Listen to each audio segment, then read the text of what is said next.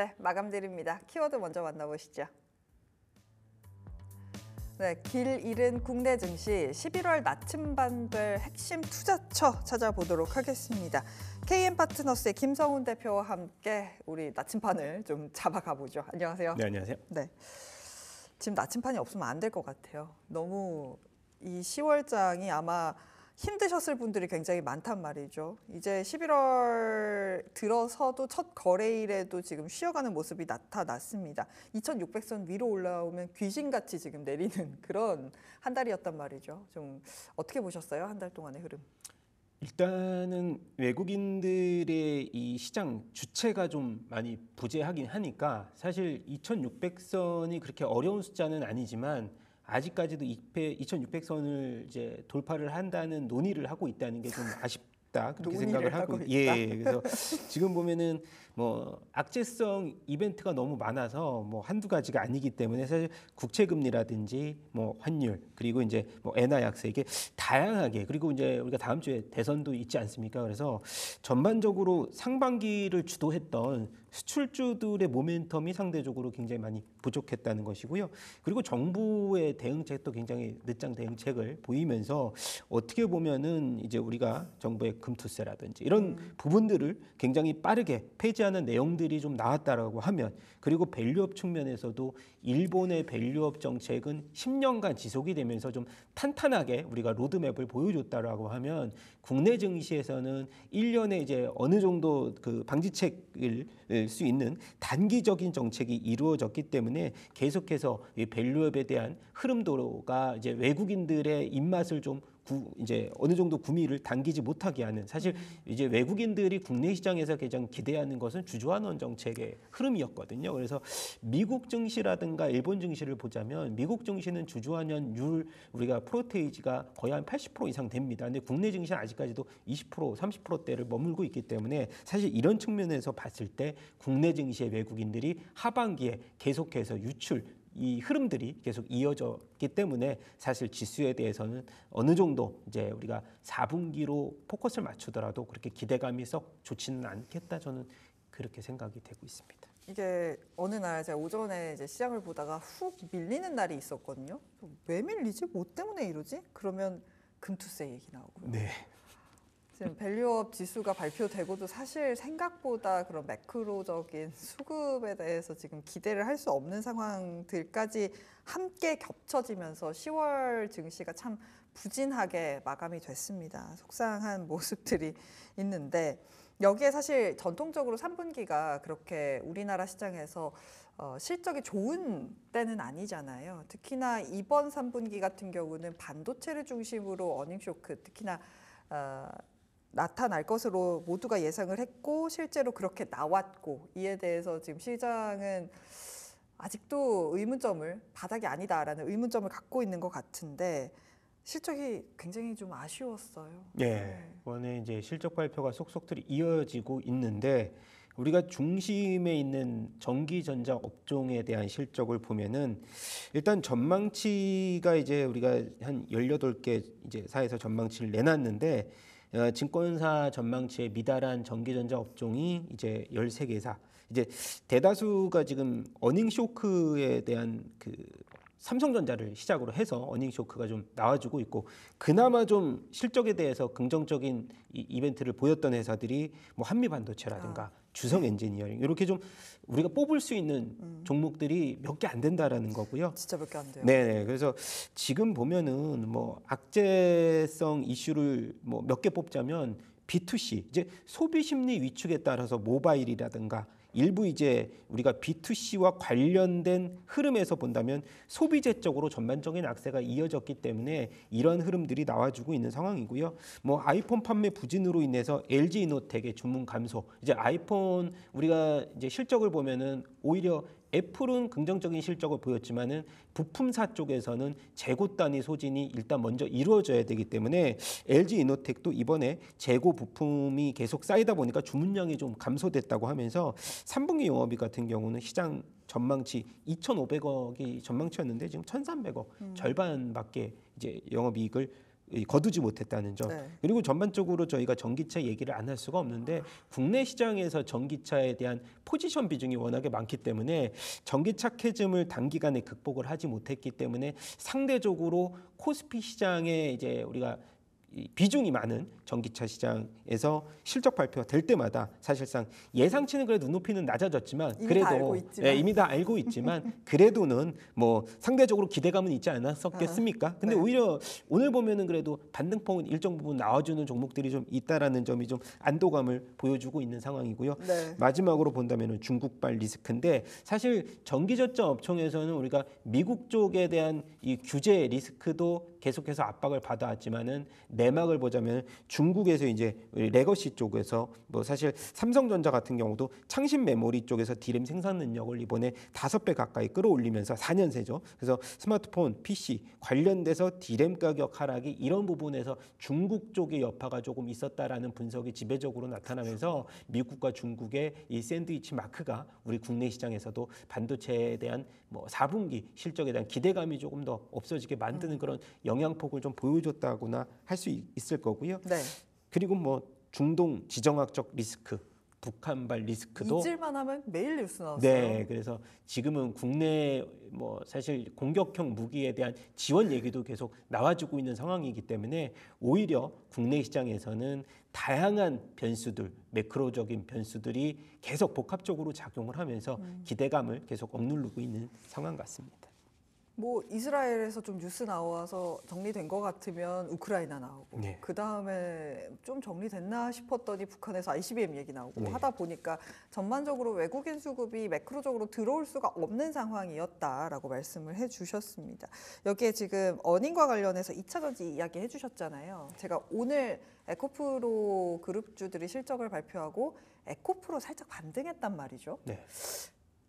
우리가 얘기했잖아요. 다 알았다. 그래서 반등한 걸까요? 아니면 에코프로의 흐름은 어떻게 보셨을까요? 궁금해지네요. 뭐 사실 이제 소재 업종 같은 경우는 미국 시장에 포커스를 한번 맞춰보면 이 리튬 생산 업체들 GM 같은 경우도 지금 뭐 이제 우리가 리튬 아메리카스라는 종목을 보면 바닥권에서 우리가 리튬 가격이 쌀 때 인수를 해서 내년에 이제 어느 정도 캐즘이 해결이 됐을 때 이 수혜를 노려보자고 하는 좀 더 앞서가는 흐름들이 나와주고 있어서 국내 시장 같은 경우도 에코프로 BM 그리고 포스코 퓨처엠도 실적 부진을 겪었지만은 올해보다는 이제 내년도를 보고 투자를 하려는 미리 선별적인 투자자들이 조금 입성을 하는 모습들이 보여지면서 저는 2차 전지 같은 경우는 뭐 대선에 관련돼서 뭐 해리스 트레이딩 관련주들이 많잖아요. 근데 이제 대선의 흐름 쪽으로는 단기적인 변동성은 있겠지만 그런 거보다는 앞서서 우리가 유럽에서도 전기차들에 대한 뭐 보조금을 재검토하겠다 이런 소식들이 나오면서 사실은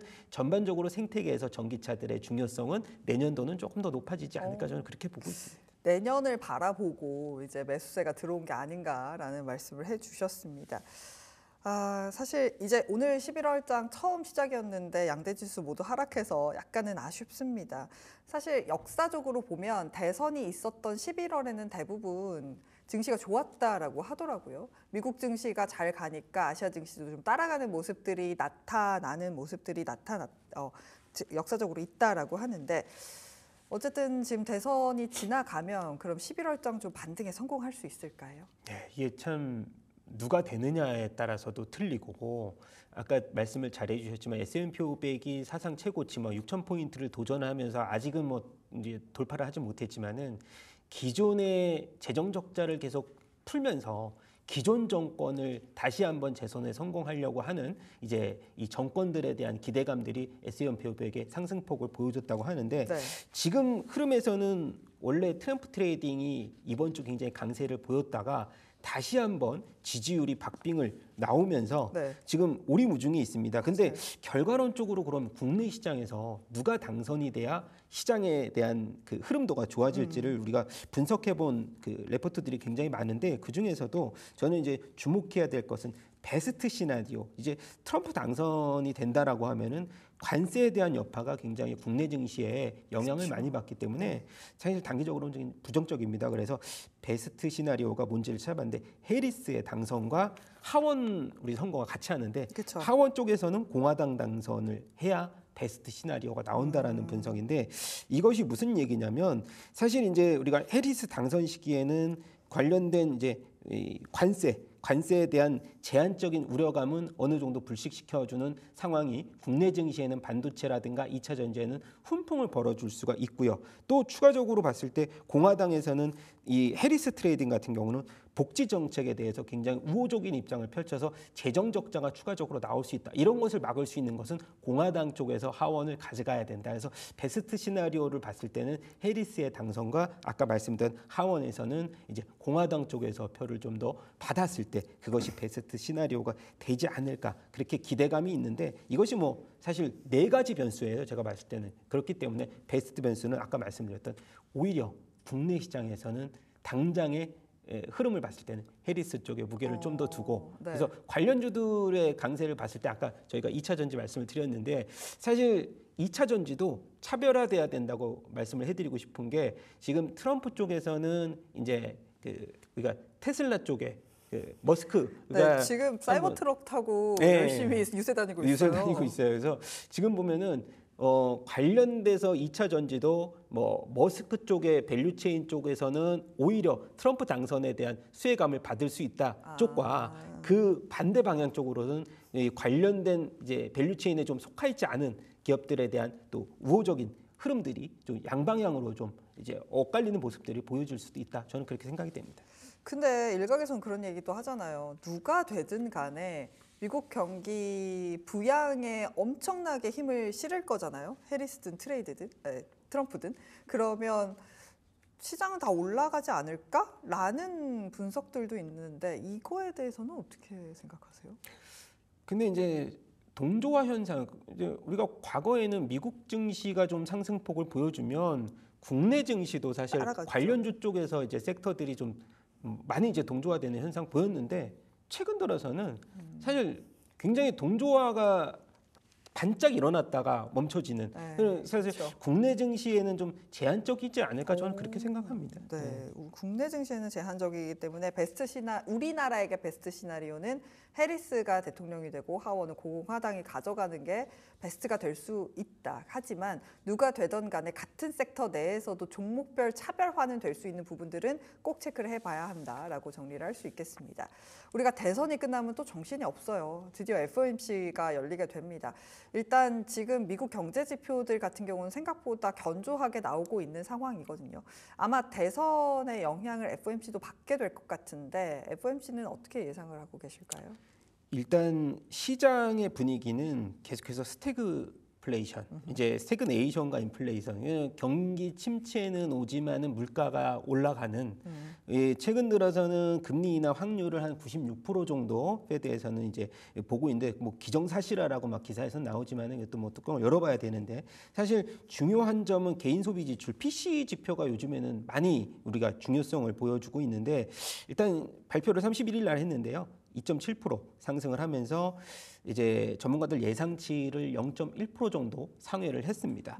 이 느낌은 뭐냐면 사실 안정화 폭에 들어가긴 했지만 과거와 같이 인플레이션이 추가적으로 낮아지는 흐름은 트렌드상 아니다라는 거고 그리고 CPI 같은 경우는 매월 이제 우리가 한 2주 정도 앞서서 PC보다 발표가 되는데 CPI 같은 경우는 도시 소비자 지출 그 전에 이제 과거에 우리가 품목별로 가중치를 띄었던 것보다는 2년에 한 번씩 변경하기 때문에 트렌드적으로 굉장히 좀 따라오질 못합니다. 그래서 최근 들어서는 이 PC 이쪽을 많이 보는데 PC 같은 경우도 이제 품목별로 가격 급변에 따라서 바로바로 가중치를 반영을 하기 때문에 오히려 이쪽을 중심으로 보는데 최근 들어서 아까 말씀드렸던 PC가 소폭 상승하고 있다는 점은 인플레이션에 대한 우려감이 소폭 조금 높아지고 있다는 이 상황을 우리가 말씀을 해드리고 싶고요.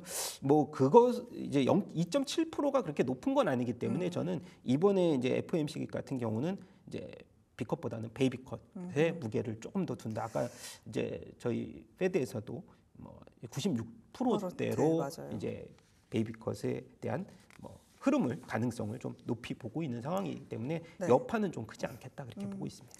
이번에 사실 베이비컷, 그러니까 25bp를 안 하면 더 놀랄 것 같다라는 생각도 그렇죠. 한편에 듭니다. 지금 PCE 지수가 어제 발표가 됐고 실업 수당 청구 건수 같은 경우도 계속해서 발표가 되고 있는 상황이기 때문에 이 FOMC 전에 굉장히 중요한 지표들이었거든요. 생각보다 미국 경제가 견조하다. 그래서 25bp에 전반적으로 시장이 조금은 기대를 하는, 무게를 싣는 듯한 흐름들이 이어지고 있습니다.